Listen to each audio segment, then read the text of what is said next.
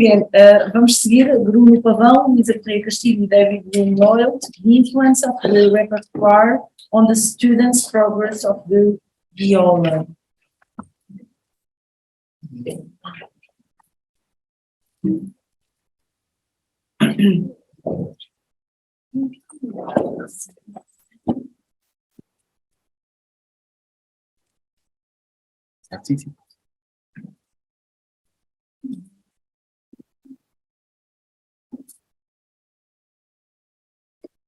Olá, boa tarde. Obrigado por estarem aqui presentes na apresentação do meu artigo. Este artigo foi criado por mim e com a ajuda dos meus dois professores coordenadores do relatório de estágio do mestrado em ensino, para Luísa Correia Castilho e David Bloom-Loyal. O tema é a influência do repertório de viola no progresso do aluno de viola. Começando aqui pela introdução, quando se escolhe o repertório a ser aplicado no estudante de viola d'arco, é necessário adaptá-lo. Através deste argumento surgem aqui algumas questões, como, por exemplo, como identificar o repertório a ser aplicado ao aluno de viola d'arco? Como se seleciona o repertório que pode ser usado como meio técnico interpretativo do aluno? E quais os efeitos que esse repertório tem no aspecto técnico interpretativo do aluno quando aplicado? Através dessas questões surgem aqui objetivos de estudo, como por exemplo, identificar e selecionar repertório que pode ser aplicado no desenvolvimento do aluno, analisar os efeitos que o repertório tem no desenvolvimento do aluno e avaliar o efeito que teve a aplicação desse mesmo repertório. Relativamente aqui uma contextualização histórica do instrumento e da sua escola, o instrumento surge no século XVI, teve vários formatos, tamanhos e nomes, cada luthier tinha a sua ideia do instrumento, até mais ou menos o século XX, quando surge um padrão que é mais ou menos igual ao que é atual, através do modelo de Leonard Tertis e Richardson, sendo o Tertis considerado o pai de viola, um grande violista que vai ser mencionado mais à frente, e Richardson, o luthier que ajudou a construir o instrumento. No período barroco, apenas existe uma obra para viola solo e alguns solos ou papéis importantes nos vários diversos estilos musicais barrocos. No período clássico é quando começa a haver uma maior influência e interesse na viola, surge pelo menos 9 concertos para viola, várias sinfonias concertantes, começa a surgir um papel mais importante do instrumento nos vários estilos que existia no período e também começaram a surgir os primeiros métodos dedicados ao instrumento. No período romântico continua essa maior importância, esse crescimento de importância do instrumento, tanto a nível solístico, onde surgem mais obras para instrumento a solo, como no seu papel na música orquestral ou ópera ou outros estilos, e também começam a surgir cada vez mais material dedicado ao instrumento. Aqui temos o exemplo, por exemplo, de alguns métodos, essencialmente os primeiros que surgem para viola d'arco, sendo que estes métodos aqui têm o nome do seu criador, compositores ou músicos, têm quase todas em comum o fato de apenas fazer uma pequena introdução ao clave de dó e a técnica do instrumento e como é que era a construção, assim como algumas ligações e posições, e de repente aparecem aqui estudos, também alguns, maioria se calhar, com uma técnica significativa. Porquê? Porque eram métodos dedicados a alunos que já vinham da escola do violino. No século XX é quando a viola ganha uma nova vida, como torna-se um instrumento independente com a sua própria escola, professores, alunos. Aqui temos exemplo de alguns países que foram importantes na emancipação deste instrumento, com destaque aqui para a escola inglesa e para Lionel Tertis, que foi considerado o pai da viola, através de pegar na viola e tornar um instrumento independente e que disse, sim, este instrumento realmente vale a pena ser um instrumento solístico, inspirou compositores a comporem para o instrumento, assim também como criou uma nova geração de violistas. No meio destes nomes todos, essencialmente de professores de viola ou de grandes violistas, surge aqui dois nomes como o Conservatório Nacional de Paris, que foi a primeira escola a ter um currículo dedicado à viola d'arco, e também Wilhelm Moltmann, que não foi violista, mas foi um musicólogo que ajudou a criar um grande catálogo, assim como uma associação internacional da viola d'arco e também uma tentativa de criar um jornal dedicado ao instrumento. Relativamente à metodologia usada nesta investigação, foi uma investigação à ação e análise de critérios ou programas de viola d'arco de 4 escolas diferentes. A investigação à ação foi aplicada no decorrer das aulas do estágio a uma aluna de viola e os instrumentos de escolhas dadas foram as observações, as grelhas de observação direta e a análise dos critérios de viola d'arco destas 4 escolas diferentes. Aqui temos um modelo da tabela que foi utilizada para os critérios que foram selecionados, sendo que Nesta tabela temos uma coluna com o grade, que é o grau relativamente ao ensino artístico articulado, que vai do primeiro ao oitavo grau, e por cada grau era posto a obra, o compositor, o período e o número total de obras propostas por cada um dos graus. A tabela esta está em resumo mais à frente.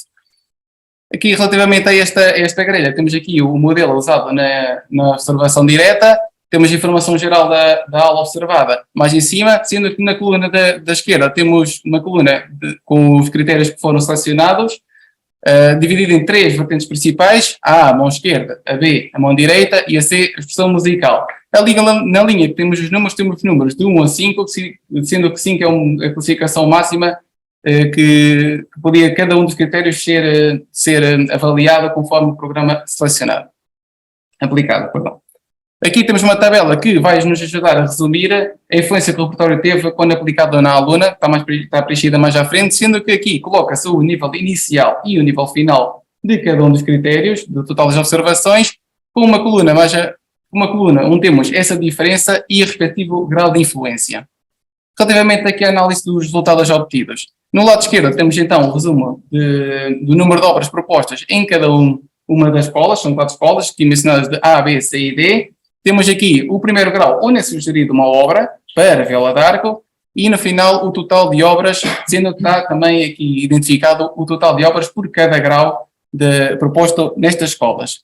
Destacando aqui a escola B com um total de 18 obras para viola propostas. Aqui no lado direito temos uma compilação do total de obras que foram propostas na análise destes quatro critérios de viola d'arco.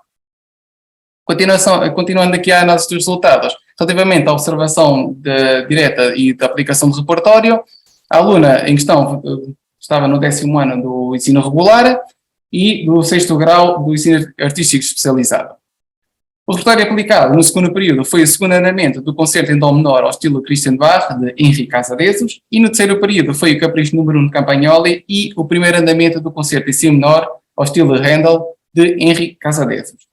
Foram observadas um total de 12 aulas, 5 no segundo período e 7 no terceiro período, sendo que, já vi que é um bocadinho da praxe de hoje, também foi apanhada aqui a pandemia, foi no ano letivo 2019-2020, então também o número de aulas observadas foi reduzida, já para não falar dos acidentes das gravações de aulas online.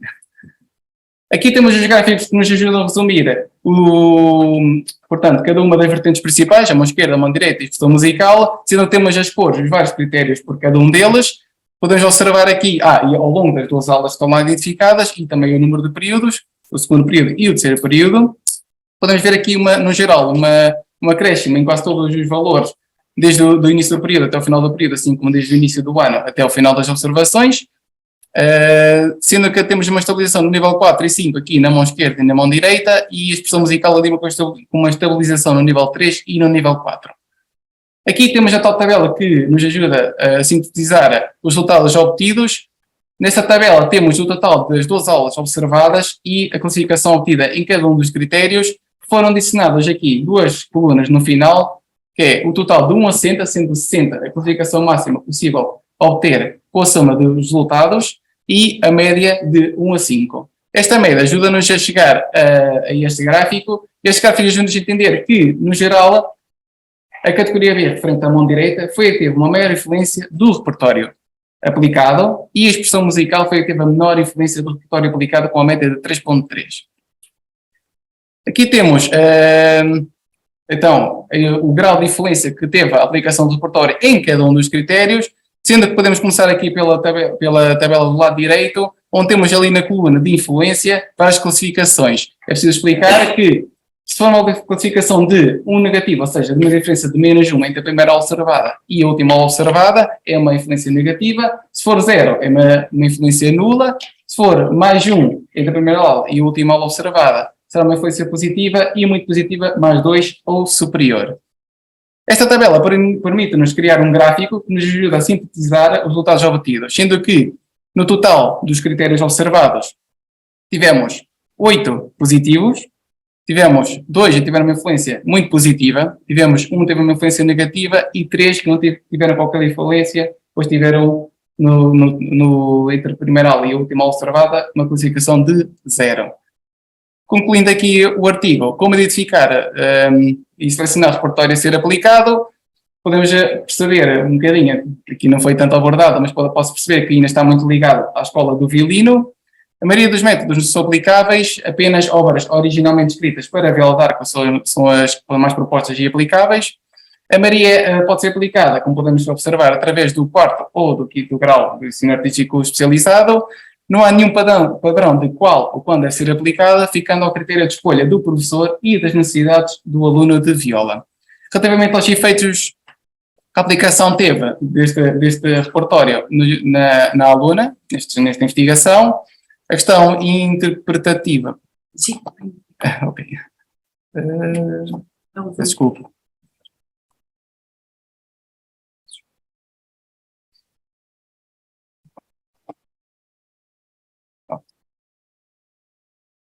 Podemos observar através daqueles gráficos obtidos que a questão interpretativa que poderia ser foi que teve menor influência do repertório aplicado e a questão relativamente à mão direita, que é o arco, teve a maior influência, concretamente de 4.3.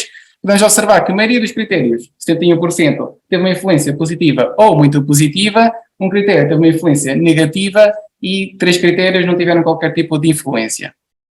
Daqui podemos observar que a aplicação do repertório não foi totalmente eficaz no desenvolvimento da aluna, porque nesse caso seria necessária uma relação positiva de 100%. Também é possível entender que a maioria dos aspectos foi influenciada positivamente pelo repertório aplicado e também é possível perceber que o repertório de viola d'arco aparenta ter conteúdo técnico e interpretativo suficiente para ser aplicado no desenvolvimento dessas questões do aluno de viola d'arco. Ok?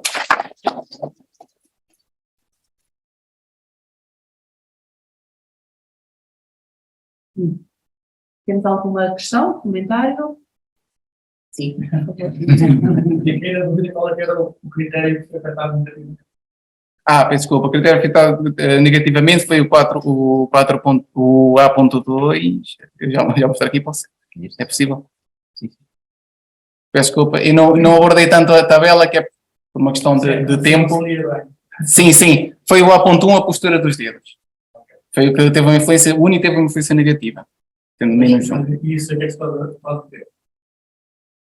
Pode ser de vários fatores. No artigo não foi abordado tanto, mas no relatório foi, que é a questão de, primeiro apanhou-se uma pandemia, que prejudica o progresso dos alunos, a nível geral, e também o facto de algumas aulas foi a própria falta de estudo da aluna, sendo identificada por ela própria, está mencionado no relatório, não está tão mencionado no artigo.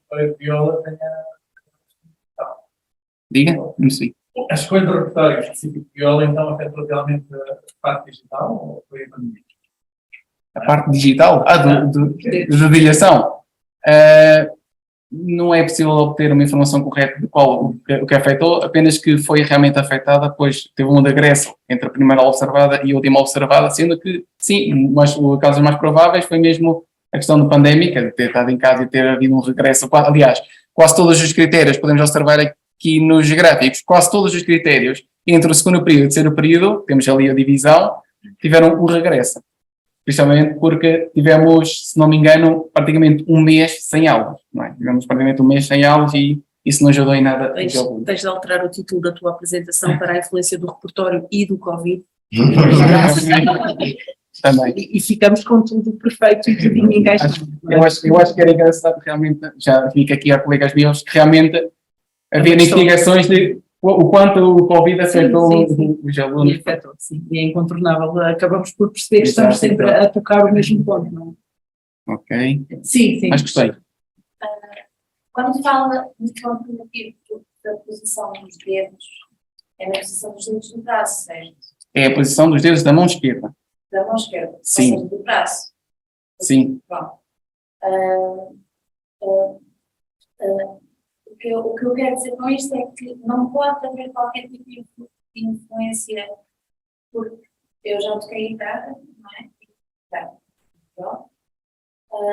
E tenho noção da dificuldade que eu tinha em alargar os dedos. Não pode ser um problema da própria pessoa, da anatomia da mão, é isso? ter queixadas da própria pessoa não ter tanta capacidade como outra pessoa tem?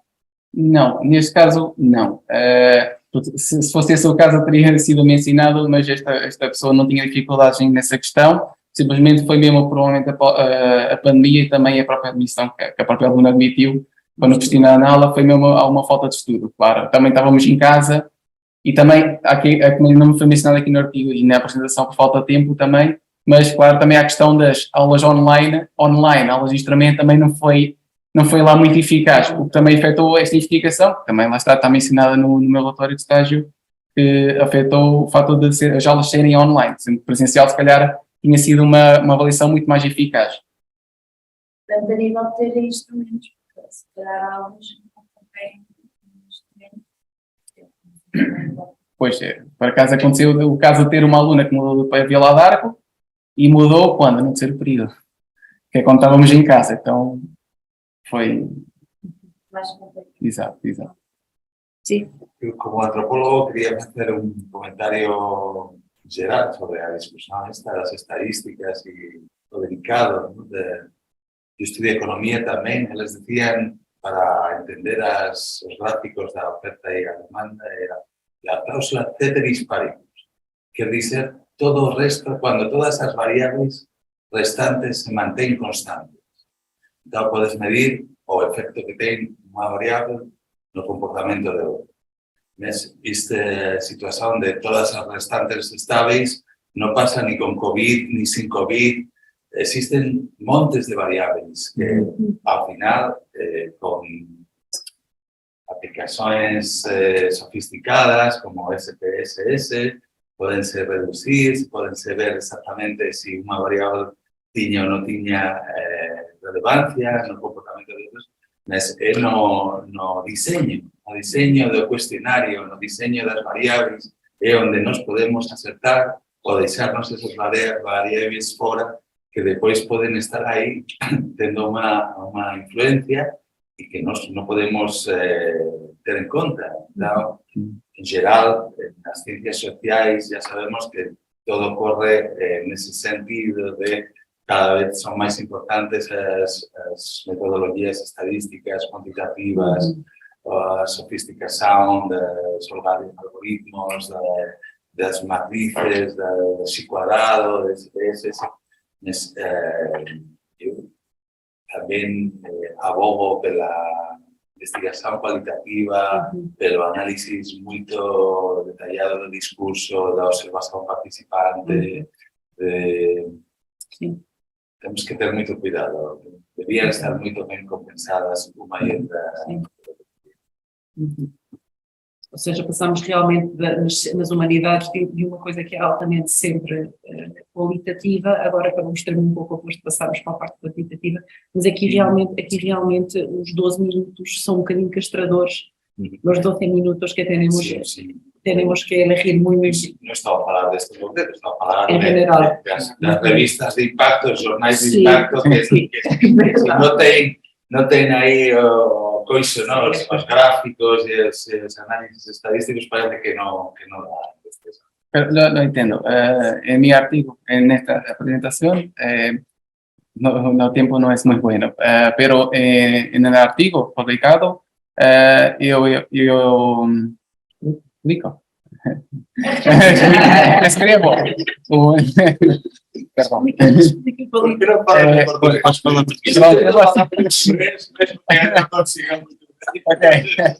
Não, eu estava a dizer que no artigo publicado eu explico mais detalhadamente e analiso mais detalhadamente os gráficos. E que menciono lá algumas coisas que aqui não consigo mencionar por motivos há mais parte de qualitativa, há mais parte Sim. qualitativa e análise qualitativa. Assim, temos todos, isto é uma indireta para nos dizer, leiam o artigo se faz favor, estarem aqui a fazer comentários. Mas eu acho que o mais importante é mesmo isto, é que nós comuniquemos todos e este painel, ainda bem, está a ser muito frutífero a nível de aprendizagem, troca e partilha, e eu gostaria também de deixar isto em ressalva, que foi uma agradável surpresa, principalmente também a parte da audiência, obviamente dos ponentes, nós já esperamos que sim, e também temos aqui pessoas tão jovens, e projetos estão a saltar cá para fora de teses, dissertações ou teses em curso, e realmente é fantástico, e este diálogo que aqui se estabeleceu é muito bom e é uma coisa a levar e acho que sim. Obrigada.